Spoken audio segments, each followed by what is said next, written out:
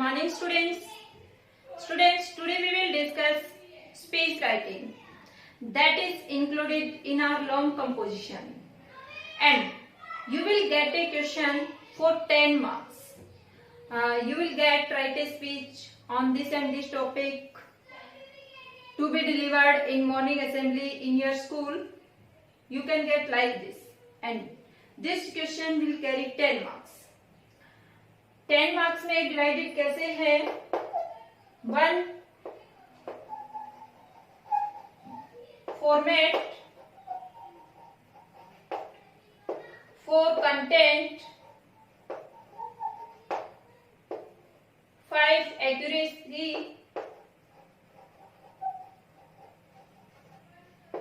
And expression.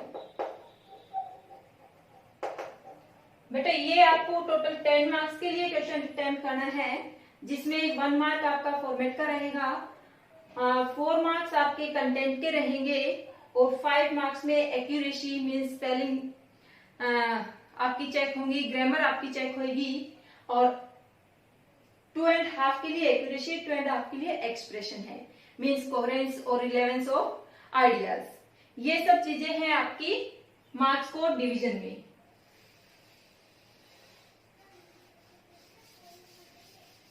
Now students, we will discuss what is speech. A speech is an effective way of conveying a message. Speech क्या है? Effective way है message convey करने का to a large audience, अत्यधिक audience के सामने। It is one of the ways of spreading awareness regarding social issues. क्या है? बहुत सारे तरीकों में से एक तरीका है कि हम सोशल अवेयरनेस फैला के जो सोशल इश्यूज है उनके बारे में and giving information regarding other important issues, या जो दूसरे इम्पोर्टेंट इश्यूज हैं उनसे संबंधित हम इंफॉर्मेशन बहुत सारे लोगों तक पहुंचा सके। Students, now let's discuss the format. What is proper format for writing speech? Format सबसे पहले हम क्या करेंगे? टाइटल और हेडिंग। टाइटल और heading should be written in centre. एक तो सेंटर में हो, स्मॉल हो और कम से कम वर्ड्स में हो और कैपिटल लेटर्स में लिखी जाएगी। ये ध्यान रखेंगे, सेंटर में लिखेंगे जो भी हमारा पेज है उसके। अब सबसे फर्स्ट पैराग्राफ क्या है? स्टार्ट करेंगे हेडिंग के बाद एक लाइन लीव करके हम स्टार्ट करेंगे, एक लाइन खाली छोड़ देंगे, ब्लैंक छोड़ेंगे, लिखना स्टार्ट करेंगे, जिसमें हम स्टार्ट कर सकते हैं ओपनिंग पैराग्राफ में। कैसे कैसे स्टार्ट कर सकते हैं? Open the speech with A quotation. हम कोई कोटेशन बोल सकते हैं, स्टार्टिंग में कोई कोटेशन लिख सकते हैं, कोई सेइंग, कोई कहावत लिख सकते हैं related to the topic, related to the title. Okay, कोई स्लोगन दे सकते हैं, कोई क्वेश्चन पूछ सकते हैं। हम कितनी तरह से स्टार्ट कर सकते हैं? There are 5 kinds to start writing a speech. We can start with a quotation, with a saying, with slogan, with question, or with addressing the audience, with the greetings. कैसे सीधा ऑडियंस को address करें, greetings करें। For example, good morning to respected principal, teachers and my dear friends. इस तरह से आप start कर सकते हैं। If you don't know the right sequence of addressing, then you can say only one line, good morning to one and all present here. बेटा उसके बाद हम ये सब करेंगे and introduce yourself। ये सेंटेंस हमारा कंप्लीट हो जाएगा। यदि हम क्या करते हैं, कोटेशन से स्टार्ट करते हैं तो एक सेंटेंस में कोटेशन आ जाएगी, दूसरे में हमारा ग्रीटिंग आ जाएगा और तीसरे में हमें क्या करना है? Introduce your self and topic. अपने आप को इंट्रोड्यूस करेंगे, आप कौन हैं, जैसे माई सेल्फ रजनी यादव, इस तरह से आप अपने आप को एड्रेस करेंगे। या my name is Rajni Yadav, आप अपना नाम बोलेंगे, XYZ and topic. Today I am here to express my views on the topic. Topic वही सेम आप लिखेंगे दोबारा से जो आपने हेडिंग दी है। इसके बाद बेटा हमारा ओपनिंग पैराग्राफ कंप्लीट हो जाएगा, एक लाइन स्किप करेंगे और फिर दूसरा क्या लिखेंगे? इंट्रोडक्शन। पैराग्राफ की जो टॉपिक है उसकी इंट्रोडक्शन अब यहाँ पर हम देंगे। हमारा टॉपिक क्या है, हमारा टाइटल क्या है, हमारा आज का विषय क्या है बोलने का, उसके हम इंट्रोडक्शन देंगे। क्या देंगे उसमें? Reference to the facts and figures. हम रेफरेंस देंगे किस बात पर, किन तथ्यों पर हम बातें कर रहे हैं। Data, development of matter, data बताएंगे, किस तरह से बात हुई वो बताएंगे। In present times, examples from present scenario, present time में क्या सिचुएशन है और प्रेजेंट से ही हम एग्जाम्पल उठाते हुए अपने टॉपिक को एक्सप्लेन करना स्टार्ट करेंगे। ये हमारा सेकंड पैराग्राफ क्लोज हो जाएगा यहाँ पर।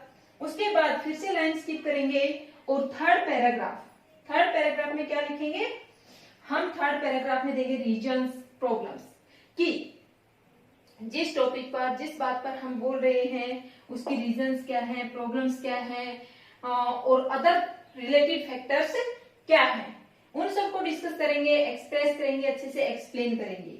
Then comes fourth paragraph. हर पैराग्राफ के बाद लाइन स्किप करके पैराग्राफ चेंज करेंगे। पैराग्राफ 4 में क्या लिखेंगे? वार्निंग, मेजर्स, चेतावनी देंगे, क्या क्या उसके मेजर्स है वो देंगे। पर्सनल ओपिनियन, अपना ओपिनियन बताएंगे कि आपके विचार में क्या चल रहा है इस टॉपिक के ऊपर। एंड अदर रिलेवेंट स्टेप्स, और दूसरे जो रिलेवेंट स्टेप्स है उनके बारे में डिस्कस करेंगे। Then comes closing paragraph, concluding paragraph, conclusion. अब आप क्या बोलेंगे क्लोजिंग में? क्लोज करेंगे उसको, अपने विचार बताते हुए आपने कह दिया, और इसमें आप कंक्लूड करते हुए क्या करेंगे? Appeal to audience to bring desirable change.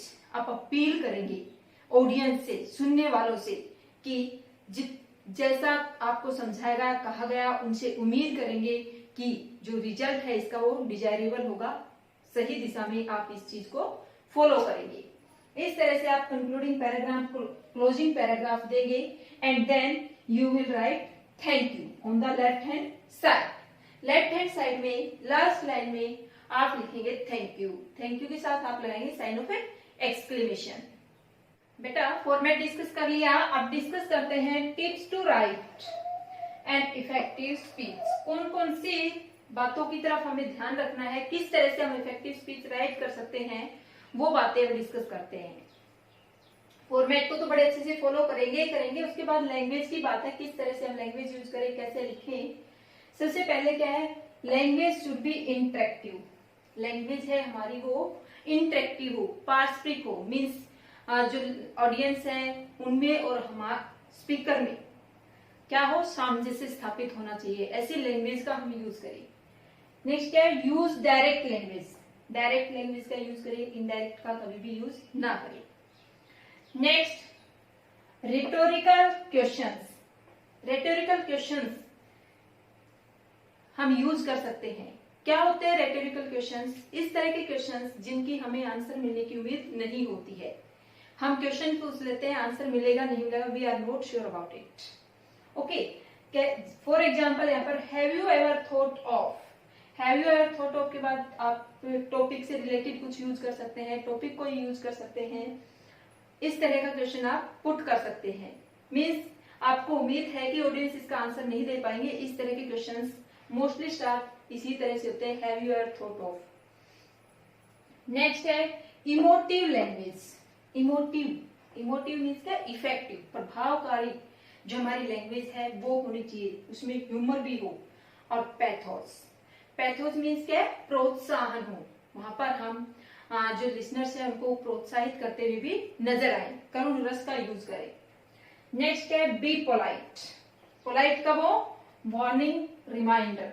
जब भी हम कोई वार्निंग दे रहे हो अपनी स्पीच में, मान लो किसी टॉपिक पर बोल रहे हैं, उसमें हम लोगों को अवेयर करना चाहते हैं कि यदि आप ऐसा नहीं करोगे तो ऐसा हो सकता है, उसमें हमें पोलाइटली बोलना है, उसमें हमें पोलाइट लैंग्वेज का यूज करना है। हमें ज्यादा रूड लैंग्वेज का यूज नहीं करना है। वार्निंग में या रिमाइंडर में क्या होना है? Be humble.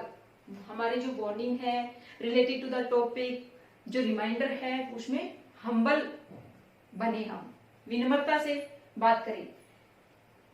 नेक्स्ट है डायरेक्ट सजेशन। सीधे हम सजेस्ट करें। एग्जाम्पल में जैसे कैसे क्या लिखते हैं? We must act now. सीधे सीधे सजेस्ट करें कि अब हमें ये करना चाहिए, अब हम ऐसे करेंगे। अपनी बातों को बताएं। Next, use present tense.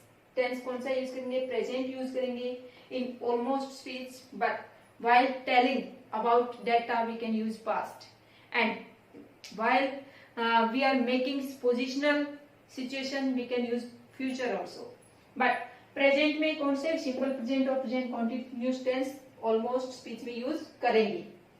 उसके बाद क्या है? Use modal auxiliaries. कौन कौन से मॉडल ऑक्सिलरीज का यूज करें? Should, must, ought to, need to. हम इन मॉडल ऑक्सिलरीज का यूज करते हैं अपने सेंटेंसेस को फॉर्म करें। नेक्स्ट है यूज प्रोनाउंस। प्रोनाउंस का यूज करें I, you, we. Most of the focus should be on we. ज्यादा हमें वी का यूज करना चाहिए, ज्यादा फोकस यू पर करना है। आई, यू का यूज भी हम कर सकते हैं, बट ज्यादा क्या हुआ? We.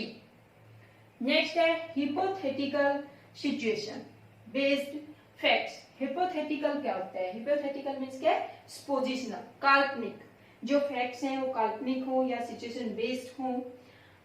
Think of a day, जैसे कि हम कह सकते हैं क्या सपोज करें, सपोजिशन करें। Think of a day when we are left, कि जब हम होंगे, जो भी टॉपिक बोले उससे रिलेटेड बात बोले। यहाँ पर जो भी टॉपिक, जिस भी टॉपिक के बारे में लिखते हैं उससे आगे लिखे। ये क्या होगा? हिपोथेटिकल बेस्ड फैक्ट्स और positional facts, situation based facts. Next है avoid repetition of any facts और फिगर्स। बार बार एक ही लाइन को रिपीट ना करें, बार बार वही फैक्ट्स और फिगर्स की बात नहीं करनी है। Next, use right punctuation marks. बिल्कुल सही पंक्चुएशन मार्क्स का यूज करें। जैसे कि लास्ट में आप थैंक यू करेंगे तो वहां पर आप क्या लगाएंगे? साइन ऑफ एक्सक्लेमेशन लगाएंगे। विश में भी गुड मॉर्निंग के बाद आप कोमा लगाएंगे। स्टूडेंट्स, बड़े ध्यान से आपको टॉपिक को पढ़ना है, उसके ऊपर एनालिसिस करना है अपने माइंड में, और उसके बाद आपको स्पीच राइटिंग स्टार्ट करना है। मेन बातें क्या है वो यहाँ पर डिस्कस कर दी है। लिखते टाइम क्या रखेंगे और फॉर्मेट को बड़े अच्छे से डिस्कस किया है। I hope it is clear to you. Thank you.